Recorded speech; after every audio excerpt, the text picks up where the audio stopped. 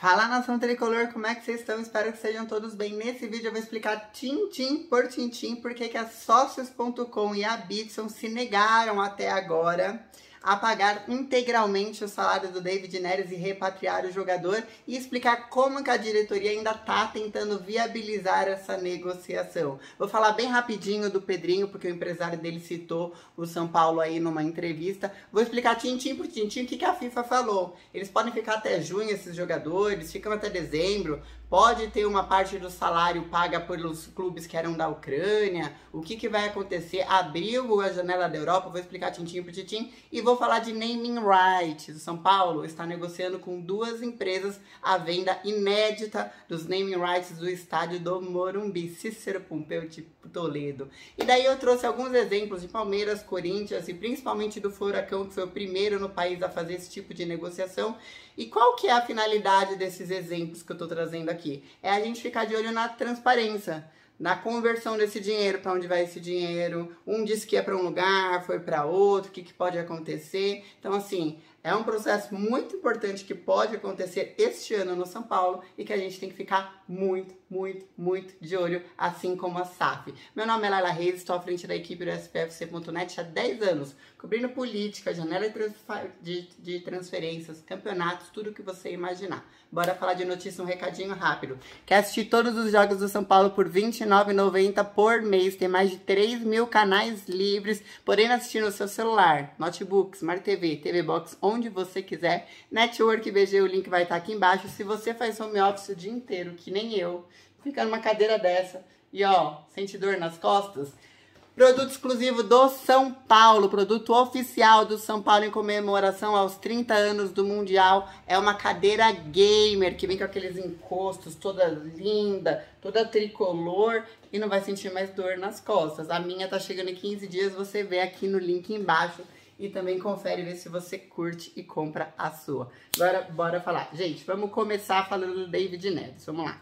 David Neres, trauma pós-guerra. Porra, o cara tava lá, saiu do Ajax, foi pro Shakhtar Donetsk, de repente, pum, bombas militares, etc. O cara teve que sair correndo com uma família, foi para um bunker, ficou por semanas num bunker, com medo de perder um bunker, largou tudo, largou roupa para trás. Imagina você largar tudo, só sair com os documentos, roupa do corpo, o básico, né?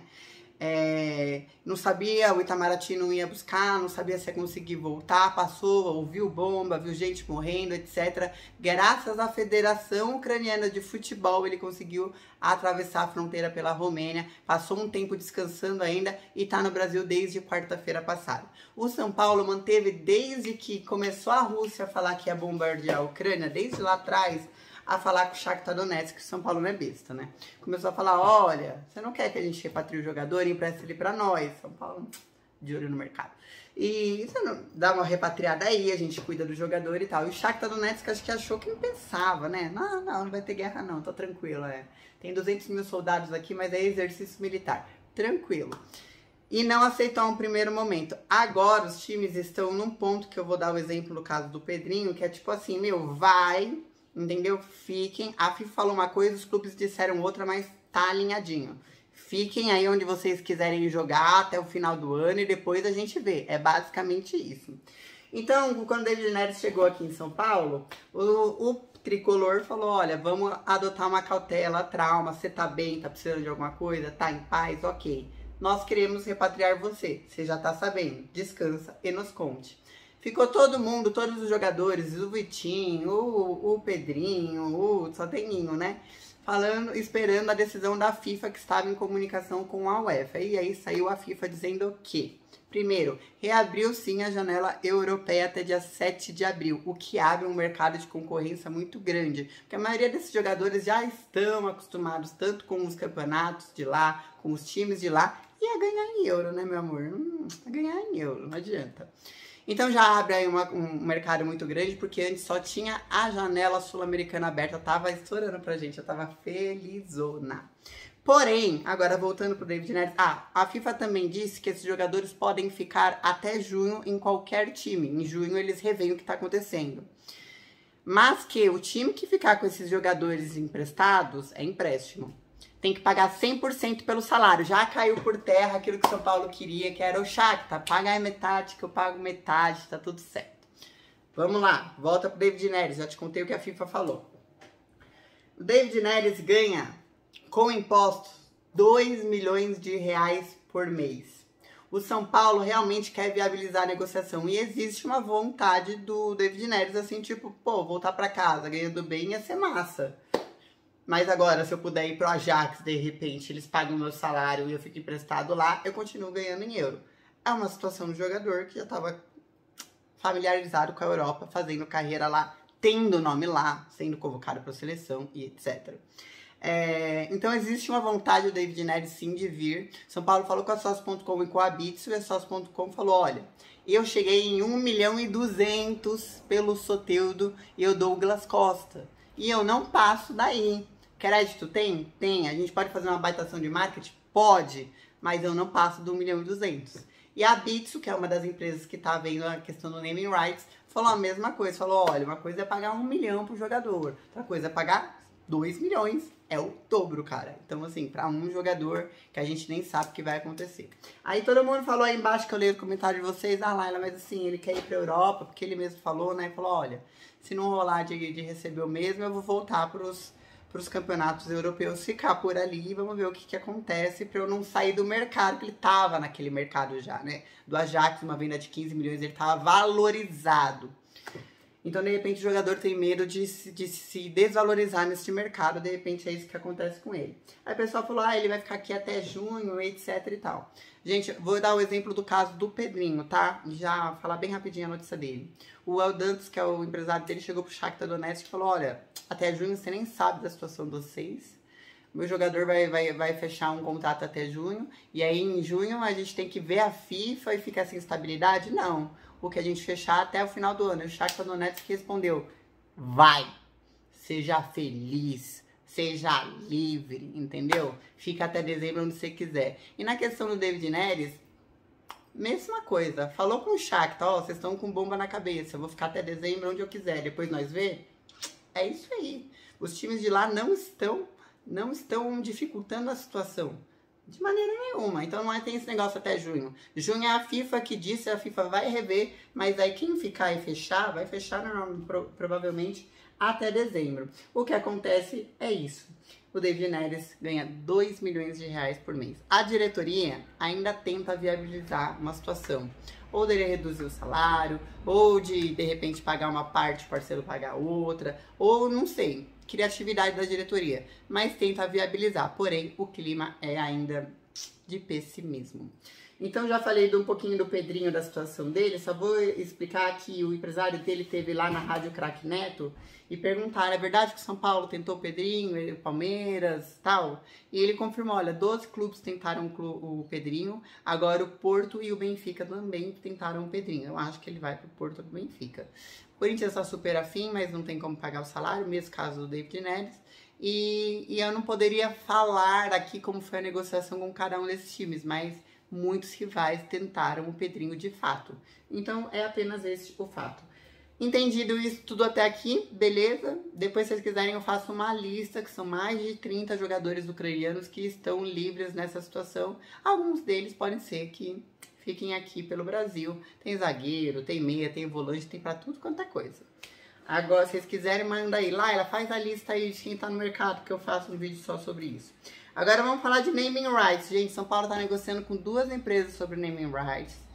E o diretor de marketing, que é o Eduardo Toni, falou, olha, precisa ser um valor mínimo de algumas dezenas de milhões, que ele não quis dizer quantas dezenas de milhões, para entrar, porque tem o tradicionalismo do Morumbi, o Morumbi é reconhecido internacionalmente, ai, chupa Palmeiras, e todo mundo, sabe, já tem, assim, o Maraca querendo ser o Morumbi, é nesse sentido.